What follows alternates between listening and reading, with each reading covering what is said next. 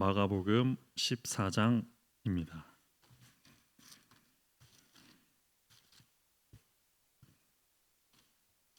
마가복음 14장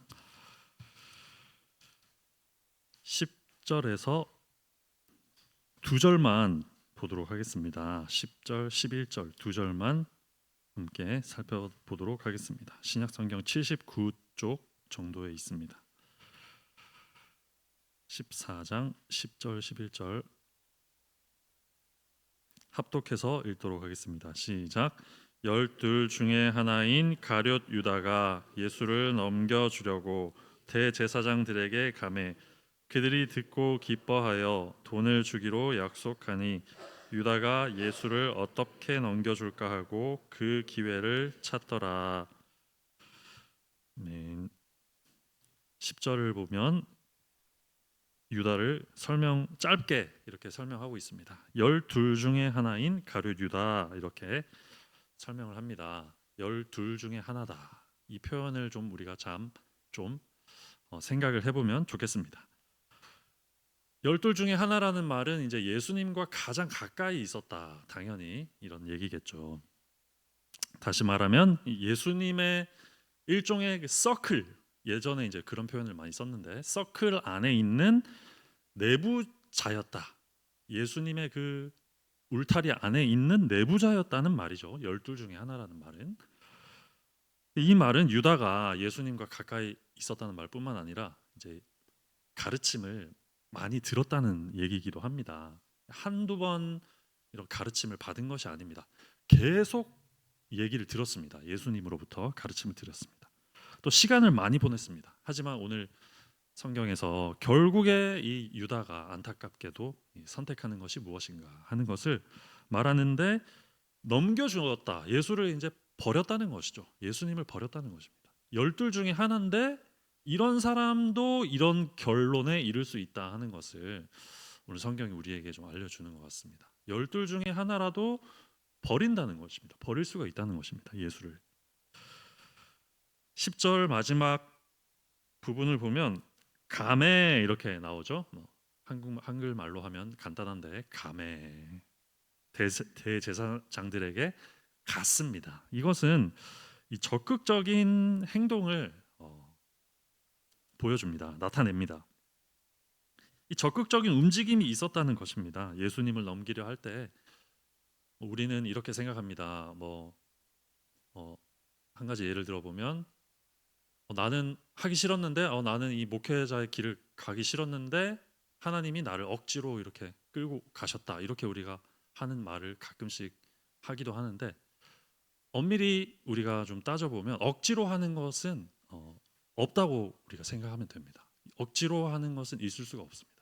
이 유다가 자기의 힘으로, 자기의 계획으로, 자기의 의지로 예수님을 넘겨준 것이지 유다가 억지로 이것을 했다거나 다른 의지에 영향을 받아서 하기 싫은데 이것을 했다거나 이렇게 우리가 생각해서는 안 됩니다. 그거는 바른 성경 해석이 아닙니다. 그렇게 생각해서는 안 되고 이 죄라는 것은 우리의 의지로 일어나는 일입니다. 유다가 지금 대제사장들에게 갔다고 하고 11절 하반절을 보면 그 기회를 찾더라 이렇게 얘기합니다. 적극적으로 너무 적극적인 행동을 보여주는 것이죠. 언제든지 중단할 수 있습니다. 가다가도 설 수 있습니다. 가다가 갑자기 앉을 수도 있습니다. 그거 완전히 자유입니다. 자유의지입니다. 기회를 찾았다는 것입니다. 그거를 기회를 찾다가 중단할 수 있습니다. 언제든지 마음을 돌이킬 수 있습니다. 언제든지 회개할 수 있습니다. 기회가 항상 있습니다. 죽기 전까지, 목숨 잃기 전까지 기회가 항상 있습니다. 우리 의지를 바꿀 수 있다는 말입니다. 근데 유다는 계속 의지를 어떻게 사용하느냐? 예수를 버리는 것에 적극적으로 지금 의지를 사용하고 있다는 것입니다. 이건 누가 시켜서 억지로 한 게 아닙니다. 스스로 행하는 일이라는 것이죠. 11절을 보면 이제 그들이 듣고 기뻐하였다. 예수를 이제 넘겨주려고 했습니다. 대제사장들이 기뻐했다. 그리고 돈을 주기로 약속했다. 기뻐서 그럼 얼마를 주면 되겠니? 이런 식으로 거래가 있었다는 말이죠. 이걸 우리가 잠깐 생각해 보면 이 돈을 받았다는 거 사복음서에 다 나오죠. 지금 마가복음을 봤지만 이 돈을 받기 위해서 했다는 것이 유다가 이제 예수님을 판 이유가 무엇일까? 우리가 충분히 생각해 볼 수 있죠. 왜 그렇게 많은 가르침도 받고 좋은 경험도 했을 것인데 왜 예수님을 팔았을까? 이 성경에서 돈 얘기를 하죠. 돈 얘기를 자주 합니다. 금전적인 이득 때문에 예수님을 팔았다는 가능성이 분명히 있다는 겁니다. 그랬을 가능성이 있고, 하지만 이제 좀 더 우리가 생각을 해보면 이렇게 얘기하는 사람들도 있습니다. 이거는 뭐 성경에는 없습니다. 성경에 없는데 우리가 뭐 다 추측은 해볼 수 있죠. 해석은 해볼 수 있죠. 이제 왜 예수님을 배신했을까? 정치적인 목적이 달랐기 때문에 배신을 했다는 겁니다. 무슨 말이냐?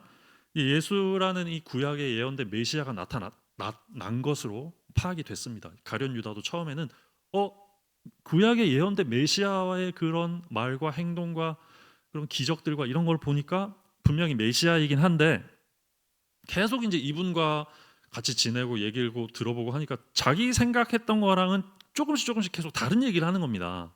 뭐 내가 십자가에 달려 죽어야 된다. 내가 지금 예루살렘에 가는데 내가 저기 가서 고난받고 죽을 것이다. 이런 얘기를 하는 겁니다. 지금 가룟 유다의 마음에는 내가 이 이스라엘 왕국을 다시 되찾을 때 내가 그 안에서 어떤 역할을 하고 지휘를 하고 우리가 빨리 이 나쁜 로마의 압제로부터 벗어나서 빨리 우리 나라가 독립을 해야 되는데 예수님은 계속 뭐 고난당하고 자기가 죽고 부활한다 이런 얘기를 하니까, 그리고 이제 직전에도 한 번 다시 그런 말씀을 했죠. 우리 이 향유 옥합 사건이 있기 전에 그 얘기를 한 번 더 했습니다. 이거 완전히 뭔가 착각했다고 자기가 느낀 겁니다. 가룟 유다가 정치적인 목적을 가지고 있었는데 이거 아무리 생각해도 잘못 판단한 것 같다. 내가 지금 잘못 끼인 것 같아. 이 예수님 밑에 잘못 들어온 것 같다. 이 생각을 한 것이죠. 이거는 이제 성경에는 나오지 않는 이야기지만 많은 사람들이 이렇게 생각을 하기도 합니다. 이 정치적인 목적이 달랐다는 것이죠. 그래서 종합을 해보면 이 두 가지를 첫 번째는 금전적인 이유가 분명히 있었을 것이다. 그 은을 받는 그건 이유는 우리가 다 알 수는 없죠. 뭐 돈을 좋아한다 이런 표현도 있지만 욕심이 있었던 것이고 돈을 사랑했던 것이고, 두 번째는 이제 정치적으로 동기가 자기는 다른 동기로 예수님을 사실은 쫓았는데 그런 동기가 아니었는데 근데 예수님과 나와의 이 다르다는 목적이 다르다는 것을 깨닫고 실망하고 예수님을 배신했을 수도 있다는 것이죠. 이 두 가지를 사실을 놓고 우리가 좀 몇 가지만 질문을 해보면 좋을 것 같습니다. 정치적인 목적 때문에 예수님을 유다가 팔아넘겼다. 이것은 애초에 유다가 예수님과 함께 했었던, 예수님의 밑에 제자로 있었던 동기의 문제라고 할 수 있겠죠. 동기. 예수님과 왜 우리가 함께 있었는가 하는 질문을 해볼 수 있습니다. 어떤 동기로 예수를 가까이 하는가? 우리 스스로도 물어볼 수 있겠죠. 나는 어떤 이유로, 유다는 이스라엘 왕국의 회복이고 정치적인 목적이고 자기의 어떤 그런 자리를 얻는다든지 명예를 얻는다든지 이런 동기가 있었을 수도 있는데 동기를 점검해 봐야 된다는 것입니다. 예수님을 왜 우리가 따르려고 하는지.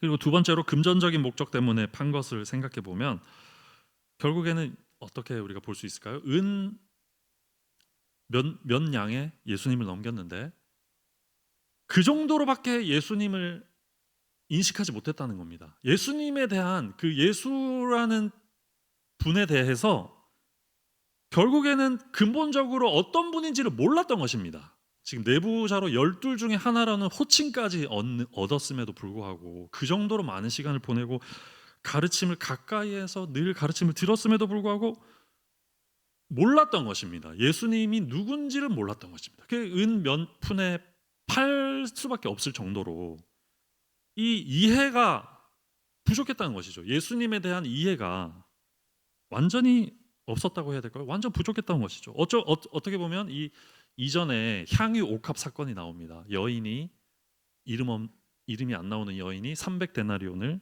해당하는 향유 옥합을 예수님께 이렇게 드린 사건이 나오는데 이름도 안 나오는 여인입니다. 당시에 여인은 또 존재감도 없잖아요. 그 당시 문화는 이름도 없고 존재감도 없는 갑자기 생뚱맞은 여인이 나와서 300데나리온 1년에 2,500만 원 봉급에 해당하는 거를 향유를 드리고 있는데 완전히 외부자인데 지금 여기 안에 있지도 않은 사람일 수도 있습니다. 근데 지금 완전히 내부자고 예수님을 열둘 중에 하나라는 호칭을 받고 직함도 있는 이런 사람이 모르고 있는 겁니다. 가장 가까이 있다고 물리적으로는 생각하지만 전혀 인식하지 못하고 있는 겁니다. 예수님이 어떤 분인지도 모른 채로 그렇게 머물고 있었던 것입니다. 내부 서클 안에 존재만 하고 있었던 것이죠. 그럴 가능성이 있다는 것입니다. 질문을 우리가 안 할 수가 없는 것이죠. 우리 반드시 스스로를 돌이켜 봐야 하는 것이죠. 소위 예수의 서클 내부에 있는 사람들에게 더 큰 질문을 하게 만듭니다. 우리는 직함을 어떤 직함이든지 내부자로서 직함을 가진 자로서 예수를 어떻게 알고 있는가? 예수를 어떤 분으로 알고 있는가? 결국 유다는 이것을 몰랐습니다. 종합하자면 잘못된 동기로 있었을 수도 있고 또 예수의 본질을 전혀 모른 채로 그냥 시간만 보내고 있는 이런 일들이 있을 때에 어떤 결정을 내리냐? 예수를 결국에는 떠나는 것, 결정을 내릴 수밖에 없었다는 것입니다. 11절을 보면 그들이 듣고 기뻐해서 돈을 주기로 했다. 결국에는 원수를 기쁘게 만드는 그런 일이 있다는 것이죠. 다시 말하면 잘못된 동기로 예수를 따른다든지 아니면 예수를 따르는 그 서클 안에 내부자로 있고 직함도 달고 시간도 많이 보내고 투자도 시간 뭐 등등이겠죠. 시간 등등 투자를 많이 하면서도 예수님을 모르는 이런 일은 결국에는 누구를 기쁘게 하는 일인가? 지금 11절을 보면 대제사장들이 기뻐했다고 합니다. 교회를 기쁘게 하는 일은 아닐 수 있다는 것이죠. 예수님을 물론이고 하나님은 물론이고 이 교회에 유익이 되는 그런 그 상태는 아니라는 것입니다. 이것을 우리가 깨달을 수 있어야 할 것입니다. 질문을 해보면 좋을 것 같습니다. 우리 스스로에게도 한번 물어볼 수 있으면 좋겠습니다. 우리는 내부자인가 외부자인가? 먼저 생각을 해봅시다. 만일 우리가 교회 교인으로서 내부자로서 머물고 있다면 동기를 오늘 한번 잘 살펴보아야 할 것입니다. 말씀에 비추어서. 또한 한 가지 더 예수님을 어떤 분으로 알고 있는지, 내가 예수를 어떤 분으로 알고 있는지, 가까이만 있는 것인지, 진정으로 그분을 주님으로 믿고 있는 것인지 점검을 해볼 수 있으면 좋겠습니다. 예수님이 동기가 되어야 한다. 예수님이 이유가 되어야 한다는 것이죠. 결국에는 내부자라는 것은 이 교회라는 서클 안에 내부자로 들어와 있다는 것은 결국에는 예수를 따르고 예수를 믿는다는 말이거든요. 이거는 절대로 원론적인 얘기를 지금 우리가 하는 것이 아니죠. 당연한 얘기를 하는 것도 아닙니다. 원론적인 얘기하는 것이 아니라 우리가 이 교회 교인으로서 성도로서 머물러 있고 활동하고 때로는 어떤 이름을 부여받고 이런 이유가 이렇게 우리가 하는 이유가 뭔가? 왜 결국에는 왜 이런 활동들을 우리가 하고 있냐는 말입니다. 결국에는 이 동기나 모든 것이 목적이 예수님 때문이다. 이것이 정말 말로만 하는 것이 아니라 이게 이론적으로 하는 것이 아니라 정말로 나에게 질문하고 스스로 돌이켜보고 내가 이 나의 이유, 내 활동의 이유, 존재의 이유를 생각했을 때 예수님 때문이라는 이런 대답이 우리에게 있어야 할 줄로 믿습니다.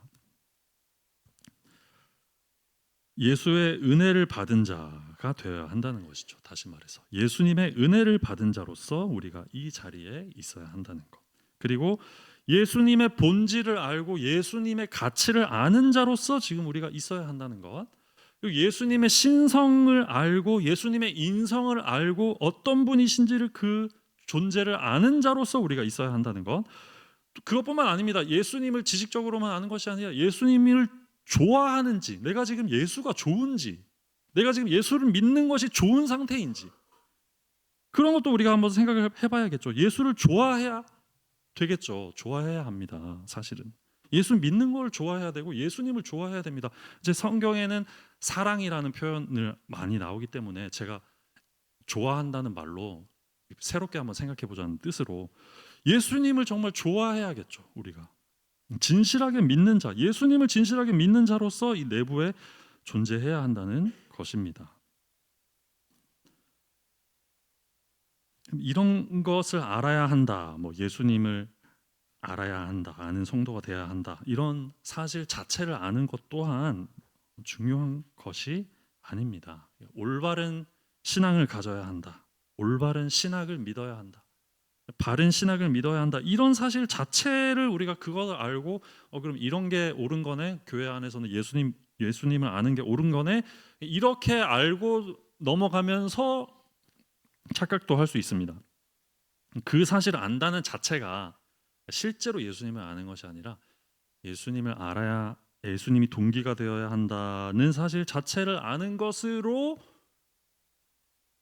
예수님을 안다고 생각할 수도 있다는 그런 가능성도 있다는 것입니다. 이것도 우리가 잘 생각해 봐야 될 문제입니다. 중요한 것은 뭐가 옳은지 그른지 뭐가 맞는지 틀린지 이거를 우리가 얘기하자는 그 얘기는 또 아닙니다. 그런 얘기 하자는 것도 아니고 지금 어떤 것을 말씀드리는 거냐면 실제적으로 정말 실제적으로 바른 길이기 때문에도 아니고 이걸 뭐 해야 되기 때문에도 아니고 또 우리가 뭐 당연한 얘기로 지금 뭐 교회에 모였으니까 당연히 예수님 믿어야 되지 이런 얘기로 하는 것도 아니고 실제로 우리의 신앙과 삶을 얘기하는 것이죠. 실제 우리의 실체, 우리의 존재가 정말 예수님 때문에 존재하고 있는가? 이곳에 우리가 예수님 때문에 머물고 있는가?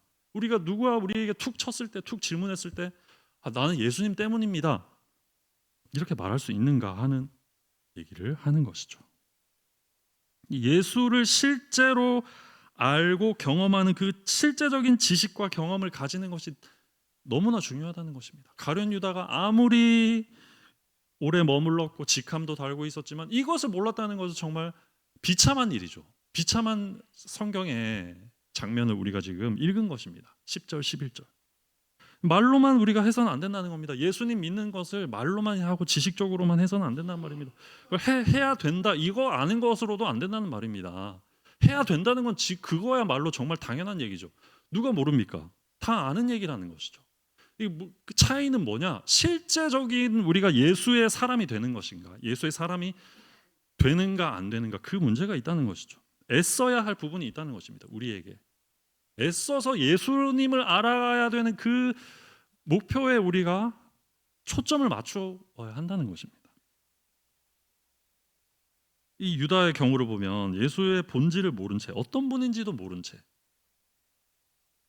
시간만 보내는 그런 경우가 얼마든지 있을 수 있는 것이죠. 사실은 이 질문이 우리의 생명이 걸려 있다 이 정도로 생각해야 되지 않겠습니까?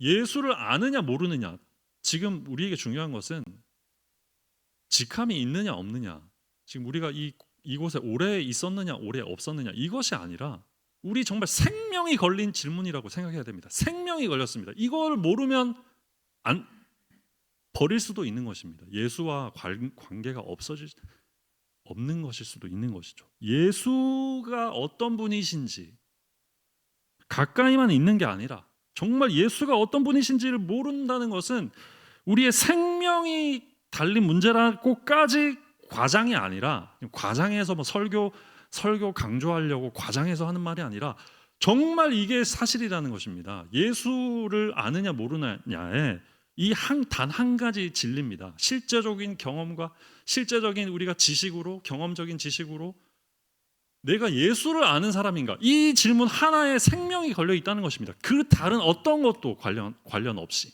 이 질문 하나에 우리가 이렇게 생각할 수 있어야 할 것입니다. 가룟 유다의 경우를 반복해서는 안 되겠죠. 성령의 역사로 이런 일이 가능한 줄로 믿습니다. 성령께서 예수 그리스도가 어떤 분인지를 우리에게 알려주셔야만 합니다. 이런 역사가 우리 가운데 있기를 간절히 소망합니다. 성령의 역사, 성령이 변화시켜 주셔야 됩니다. 잘 안 됩니다. 우리의 힘으로는. 계속 실수할 수밖에 없습니다. 성령이 알려주시고 성령이 변화시켜 주시고 예수에 관한 지식을 주셔야 우리가 생명이 있는 것입니다. 살 수가 있는 것임을 모든 분들이 믿으시기를 간절히 축복드립니다. 가룟 유다는 수많은 가르침을 들었지만 몰랐죠. 이것을 몰랐습니다. 많은 시간을 보낸 것이 중요한 것도 아니었습니다. 초점을 우리가 어디에 둘 것인가 다시 한번 점검하시는, 말씀을 통해 점검하시는 그런 기회가 됐으면 좋겠습니다. 어디에 초점을 둘 것인가? 가룟 유다가 예수님의 곁에 머무르면서 어디에 초점을 두었을까? 잘 한번 생각을 해봤으면 좋겠습니다. 우리의 초점은 예수가 어떤 분이신지를 알고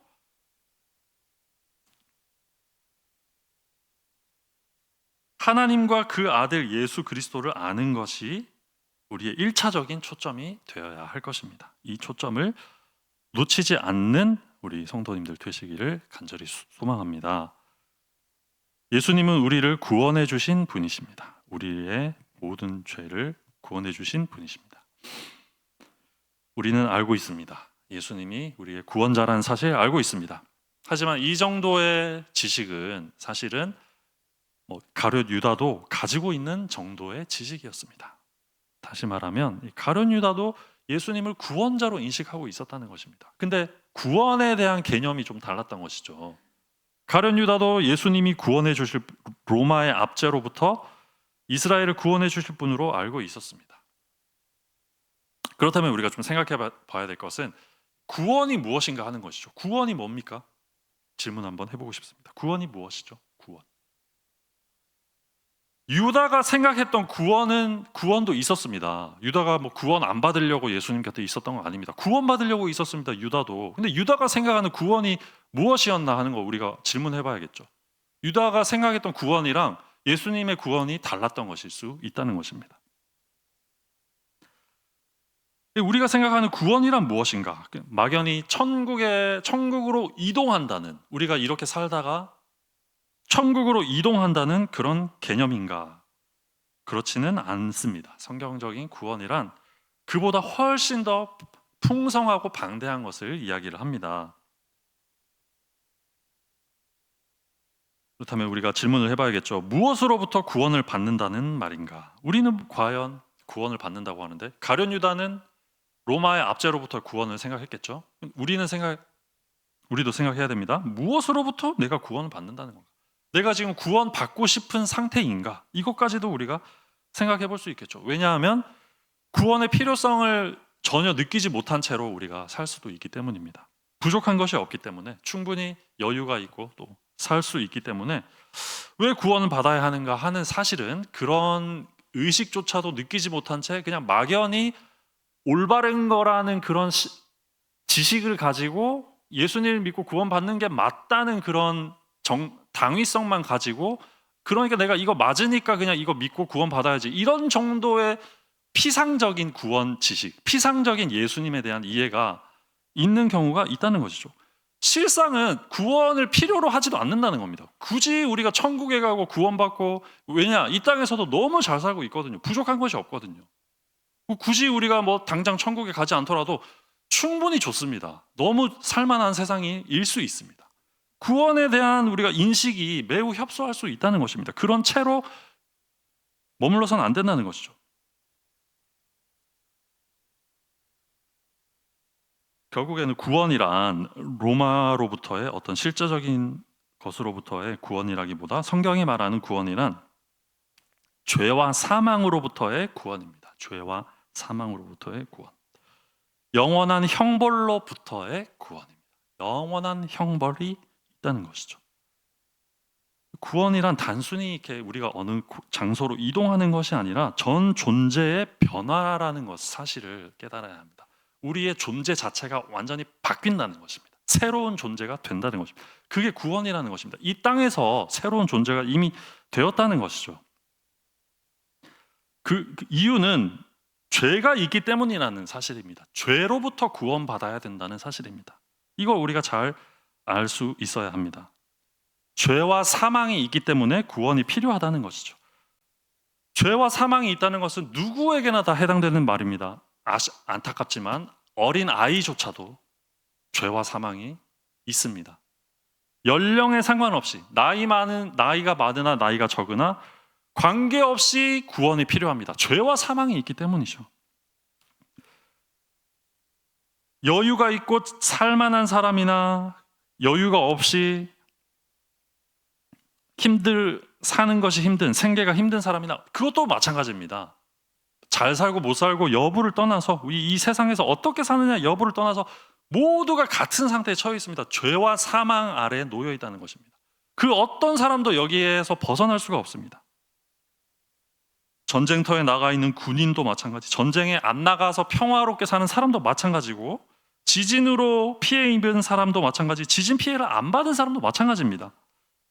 여유롭게 사는 사람, 잘 사는 사람, 부자, 거지 상관없이, 병 걸린 사람, 병 안 걸린 사람, 건강한 사람 상관없이, 많이 배운 사람, 똑똑한 사람, 못 배운 사람, 무식한 사람 상관없이 모든 사람이 죄와 사망의 아래에 우리가 놓여 있다는 것이죠. 그렇기 때문에 우리에게 구원이 필요한 겁니다. 죄와 사망이 있기 때문에, 영원한 형벌이 있기 때문에 반드시 구원이 필요한 것입니다. 내부자도 상관없고 외부자가 교회에 다니느냐 마느냐가 중요한 것이 아니라, 예수님과 얼마나 많은 시간을 보냈느냐도 중요한 것이 아니라, 얼마나 많은 말씀을 가까이에서 들었느냐도 중요한 것이 아니라, 교회에 어떤 직함을 받았느냐 안 받았느냐 이것도 중요한 것이 아니라, 부자나 거지나 내부자나 외부자나 직함이 있거나 없거나, 말씀을 많이 들었거나 못 들었거나, 가르침을 받았거나 많이 못 받았거나, 모든 사람이 다, 이 세상의 모든 인류가 죄와 사망 가운데 놓여서 구원이 없으면, 예수 그리스도의 구원이 없으면 영원한 형벌에 처할 수밖에 없는 상황에 우리가 놓여 있다는 사실입니다. 이것을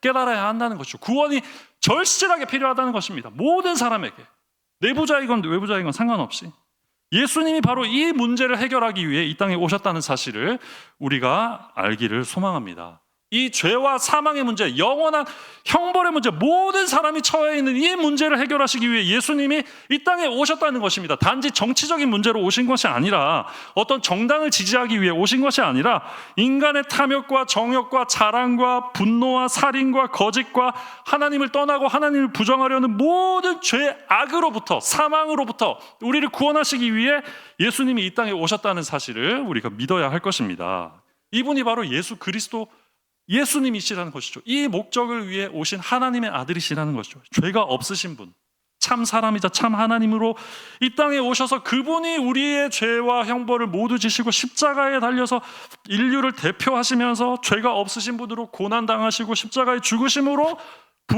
부활하시는데, 이를 믿는 자는, 성령의 역사로 말미암아 이를 믿는 자, 예수를 믿는 자, 예수를 참되게 알고 그 본질을 알고 어떤 분인지 알고 그를 믿는 자는 사망이 있지 아니하리라. 사망에서 벗어나겠다. 사망에서 벗어날 것이다. 죄가 기억되지 않을 것이다. 성경이 우리에게 약속하고 있다는 것입니다.